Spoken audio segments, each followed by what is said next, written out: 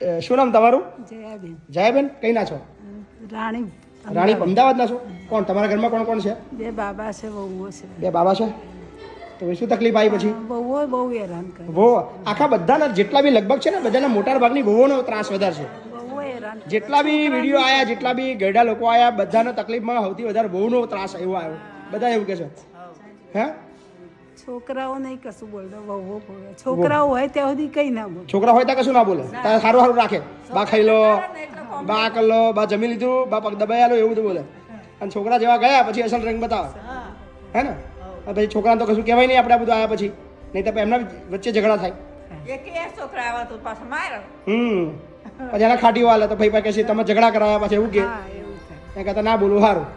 બરાબર ને?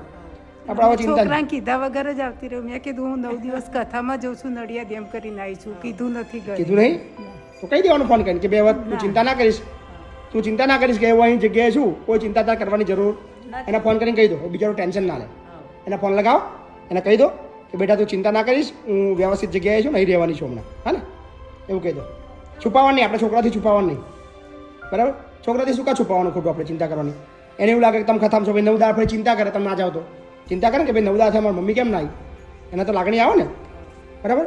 એટલે તમે ફોન કરીને કહી દો એના કે બેટા ચિંતા ના કરીશ, હું અહીંયા આગળ છું, તું ટેન્શન ના લઈશ. હા ને? ફોન લગાવીને કહી દો આજે. છે ને ફોન નંબર તમારો? હા તો ફોન કરીને કહી દો. હા, ટેન્શન ના લઈશ. કહેજો હું શાંતિથી અહીં રહેવાની છું, મને અહીં રહેવા દે શાંતિથી, અહીં ગમે છે. હા.